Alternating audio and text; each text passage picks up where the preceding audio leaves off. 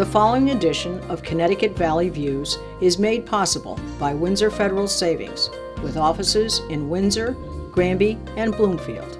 Neighbors helping neighbors since 1936.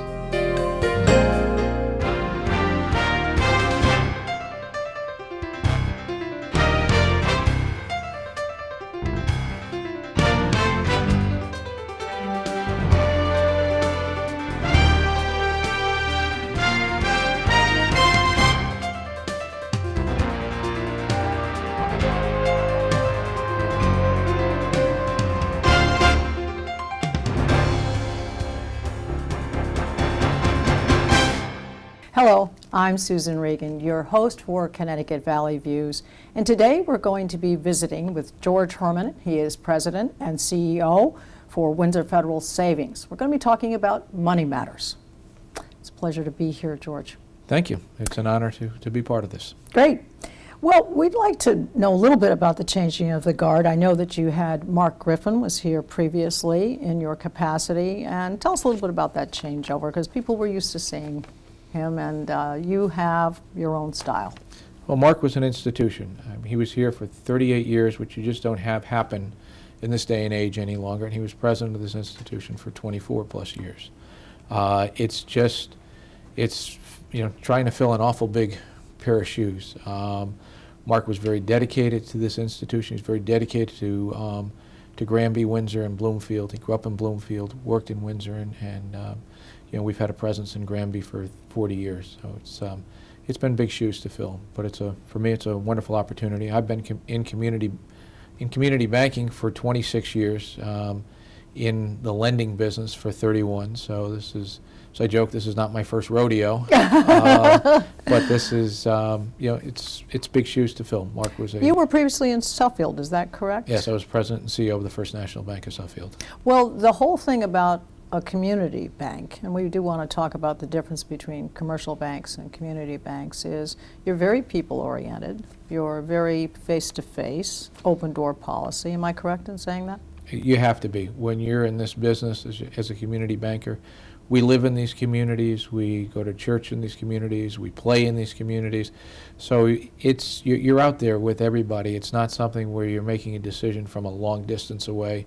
You're making decisions on loans for people that are your neighbors and your friends and your colleagues.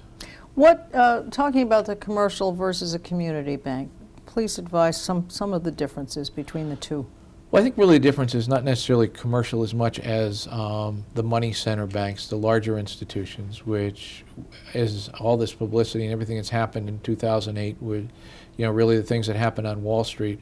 Unfortunately, the investment banks, everybody calls them a bank, and it's really not the same institution as we are on a community bank level. They're trading in derivatives and a lot of other products and very sophisticated products and provide services that are needed for our economy, but it's not what's happening here on Main Street. It's not something that goes on for the small for the individuals. Sure. So and you're really not a credit union. It's really not that, because credit unions, they don't pay taxes, do they? Correct. No, we pay our fair share of taxes. We probably pay 40% of our earnings are taxes. But that makes you a good citizen of the community, because Exactly. You're providing revenue through that means. And I think something that people lose sight of the fact too is that we're job creators. I mean, we employ over 75 people in this community at this point, and we've actually been adding a few people. So Is that in adding in departments? Is that because you're branching out to other areas? Just because or a bigger support system? Unfortunately, I think it's a little bit because of government regulation, where there's more laws to comply with now coming out of what happened in 2008. But it's also to service our customers better. Well, I think servicing the customers, I think you also service them in another way. You're very involved in community projects. I know that you do donate money and you contribute and you participate. Just tell us a little bit about that. I know you like to keep it low profile, but I think it's important for people to know about it. Well, the part that we do provide a lot of support for a lot of different groups on the financial side. We went back, though, at the end of our year and added some things up, and the thing that I'm most impressed with is our employees donated over 4,000 hours. Oh, that's marvelous. To community projects. To community projects. It's part of our culture, And our slogan is neighbors helping neighbors, and that's really what we're the most proud of. And since 1936? Since 1936, yes. Since I- Our advertising people will be happy to know. Well, talking about the bank, and since 1936, talk a little bit about the development of the bank, its growing years, its early years, and how it came about. Well, we're different than a lot of other institutions. Actually, we're the only mutual institution left in Hartford County. And when I say mutual institution, it's we have no shareholders. We were started by a group of individuals to promote housing originally in the Windsor community. And we grow by reinvesting the profits that we make as our capital. So we're not beholden to shareholders. We're able to make decisions based on a true 5-year plan if we're looking at what's best for our communities and best for the institution. So in a lot of ways, we're almost a community trust from that perspective, and that's why we feel it's really part of our mission to give back to our communities, both financially and the donation of hours. So it's kind of for the people and by the people kind of thing. Yes. And it's really your involvement with them. It's a kind of it's a conduit to the people in giving to them and also providing for them and their opportunities to have homes and build their businesses. That's the important part, rather than answering to the city, as it were. Right. Well, I mean, it's we are owned by, in essence, we're owned by our customers. Mm-hmm. So it's this was originally started to promote housing within the community. So we continue to think that that's a very important part of our mission. Now, there are a few things about mortgage loans. Obviously, the economy has provided or actually construed situations that have put people in bad places. However, the loan rates are low, and mortgages and refis, this refi process and this reverse mortgage loan business, sometimes these reverse mortgages that you have to be careful of, do you not? And can they be scams? I hate to use the word scam, but it's a product that is not readily available any longer. The premise on a reverse mortgage, and it was very good, was for a senior, I hate to use senior citizen, but a senior member of our community would be able to take the equity out of their house over a period of time, and then they would repay it upon death or when they sold their house to be able to help and meet living requirements. One of the main premises of that was that the way that equity was increasing, which came to a grinding halt with 2008 as we've seen a decrease in property values. So really it's a product that we didn't do many of them, we no longer offer because any of the partners that we're dealing with are no longer in the business because there's so much uncertainty based on what's in the market. So that's a very limited area. Very, very limited at this. And one would have to look very closely at it and how much equity. Normally, just for a referral person, placement of thinking about numbers, does one have to entirely own their home or paid it off, or is there up to a certain amount, like you have to have paid off 85 or 90%? Where does it begin? If there's someone who might want to invest. I don't know for sure, but normally my understanding is that the house is owned free and clear, because this will end up being a first lien on the property where they've got the house, but they may not be able to afford to pay the taxes on a regular basis or the cost of upkeep. Right.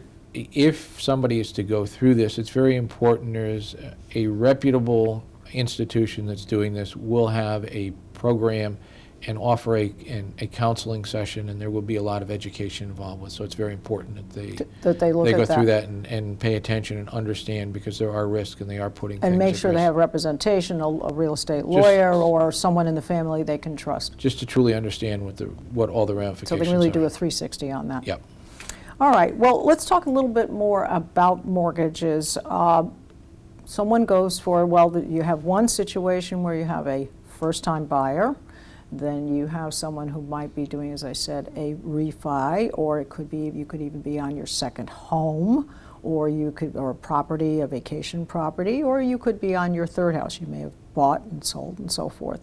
But now and in today's economy, they're looking, and because of the housing bubble and so forth, they are looking even more closely, is that correct, at what you need, and it's important to know very specific steps. Yes, but right now, it's a historical time Normally, when rates are low, prices are up. Or when prices are down, rates are up. They're inverse. This is one of those rare times that both prices are down and rates are down. So the amount of house that people can afford is a lot more. It's going back to traditional lending. And that's the type of lending that institutions like ours and other community institutions have always done. But what you need to do is right now, if you're looking to refinance, the key and the biggest problem in refinancing of mortgages right now is the value of the property. And because of the situation that the economy's been in, and with the houses being down and the houses being foreclosed, that has driven down the value, probably from an appraisal perspective below what true market value is. But since there's not that as much activity out there, it's tough to see an equilibrium. It really hasn't hit a number to truly value the houses. When an appraiser appraises your house, they look at what has sold recently. That is what it is, comparable properties.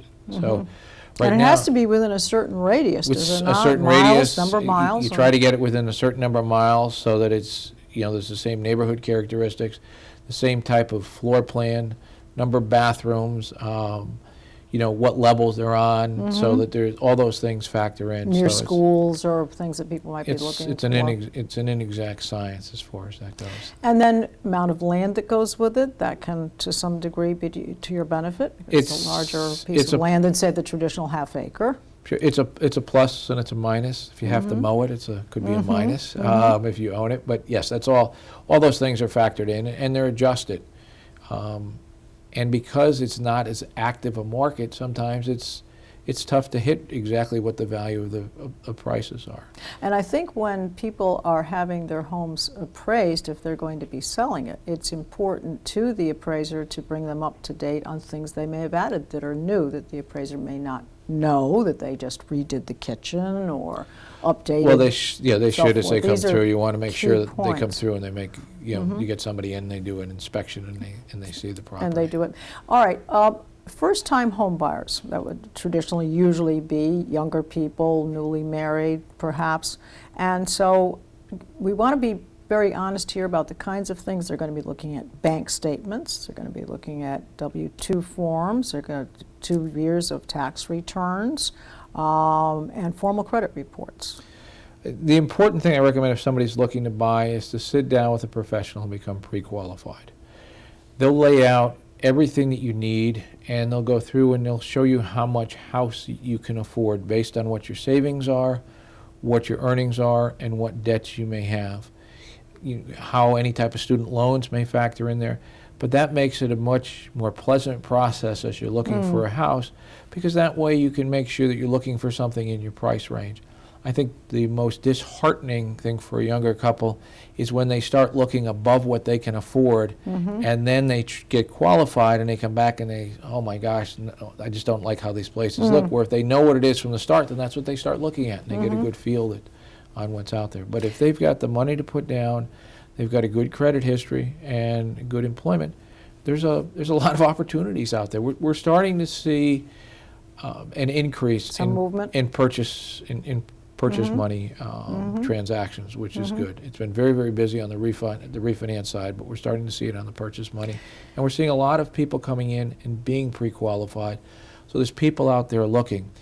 In some ways, I almost think that if interest rates happen to move up a little bit, it will really spur the market. And I'm not looking to advocate for rates to go up, but people are sitting wondering how much more prices may come down because they're not worried about the rates going up. If rates, historically, things always get busy when there's a slight uptick, and then it levels off. But I think there's an awful lot of what we call tire kickers out there that have done their homework. Sure. Well, it's a little bit of chicken and the egg, too, because the houses will start to move once the economy gets better. The economy will get better once we have more jobs. Because right now we moved from June of this year to July of this year from 8.1 unemployment to 8.5. This is in Connecticut, whereas your overall national average moved from 8.2 to 8.3. So Connecticut not doing so well, but But if people can start to get jobs, the economy gets better, the houses will start to sell. Somebody has to move that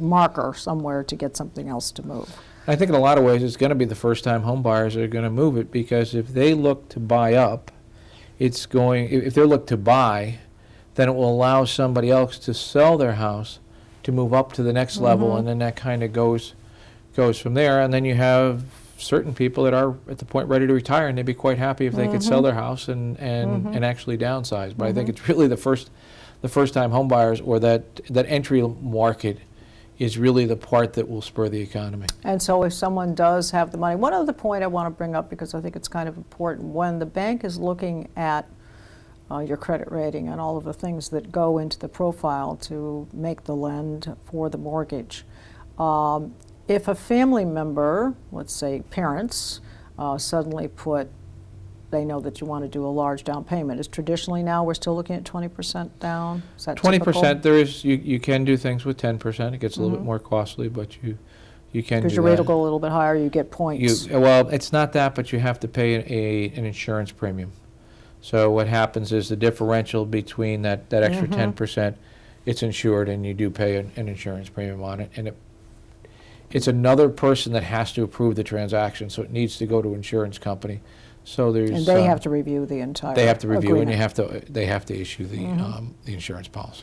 Well, again, going back to the down payment, also what will be looked at is your checking account statements, your savings account statements, perhaps money market account statements, because any sudden influx of money, other than, let's say, someone repaying a loan to you that they've owed you for quite a while, that would be looked at as not necessarily something that could be counted on. It needs to be verifiable.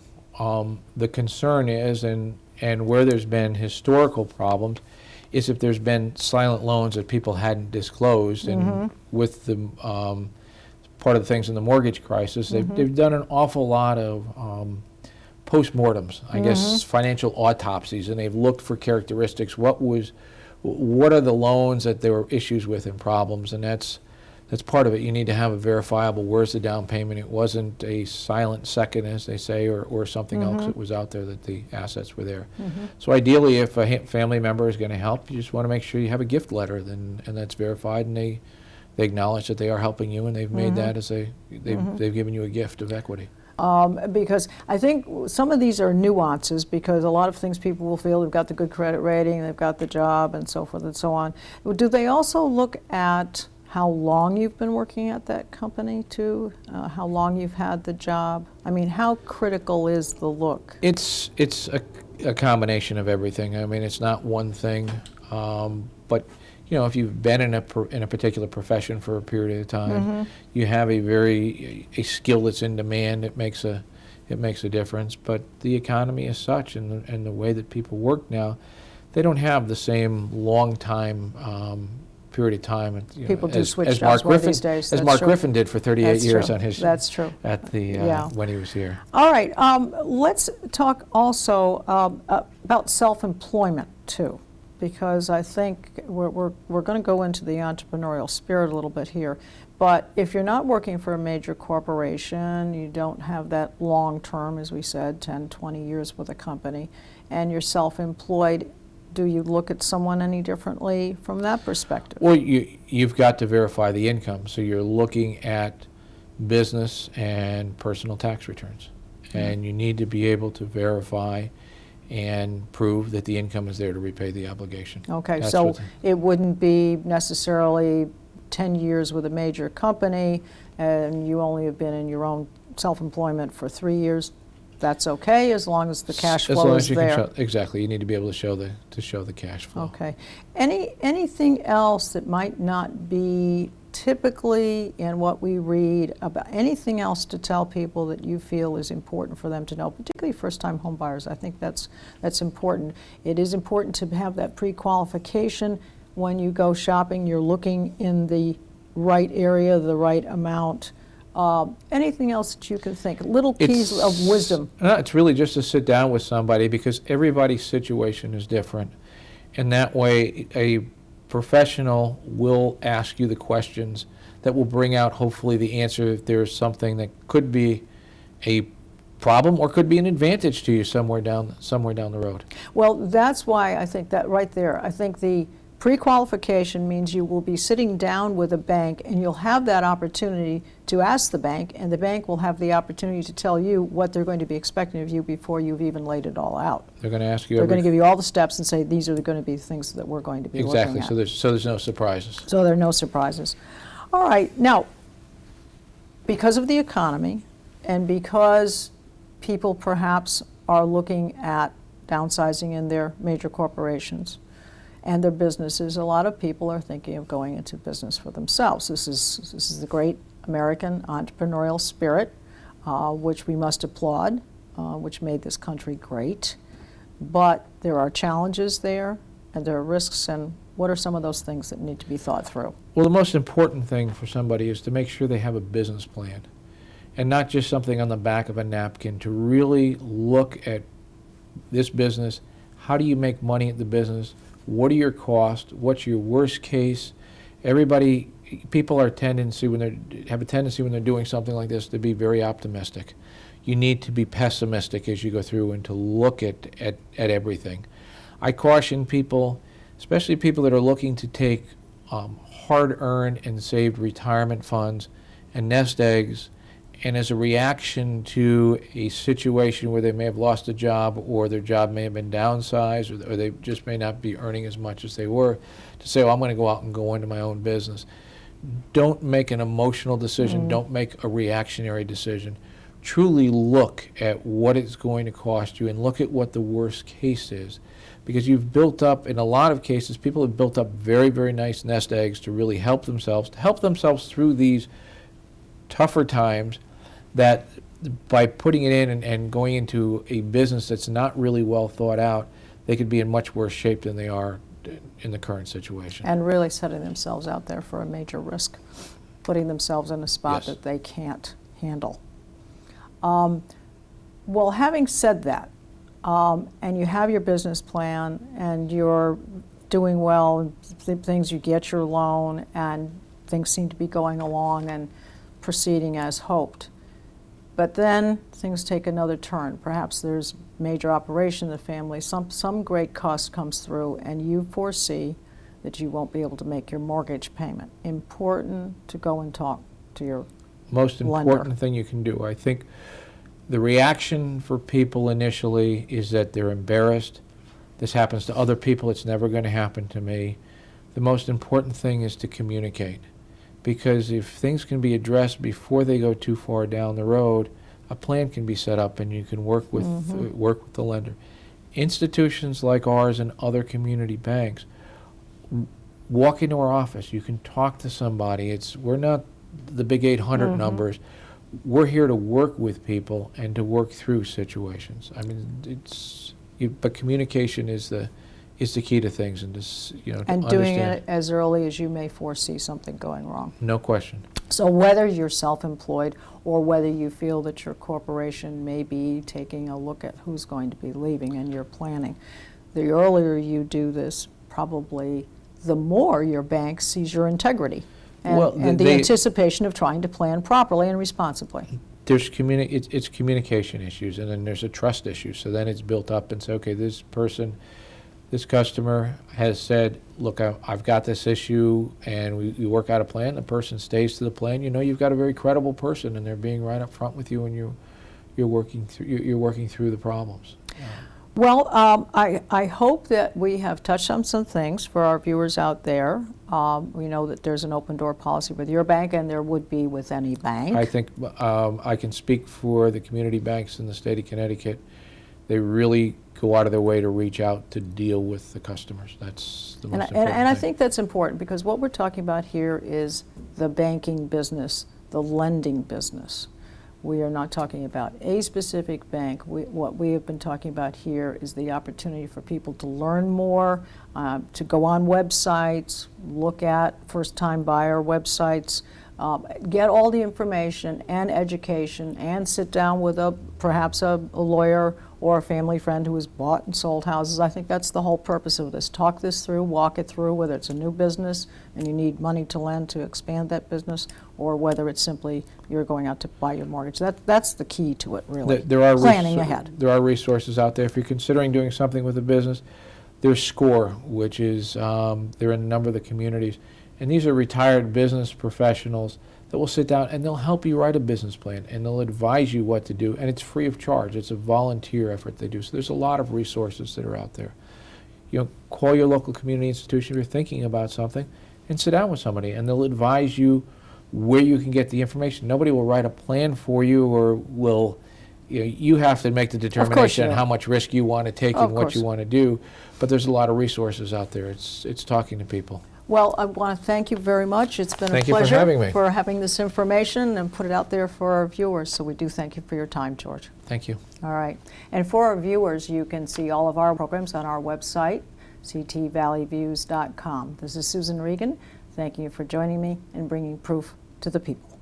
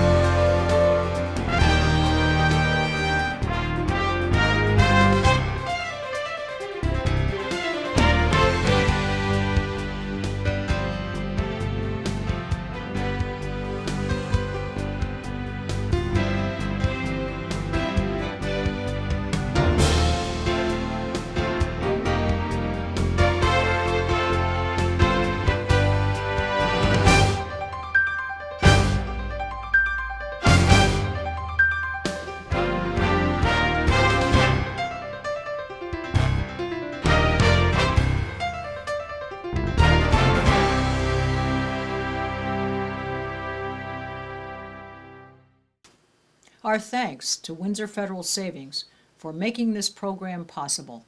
Neighbors helping neighbors since 1936.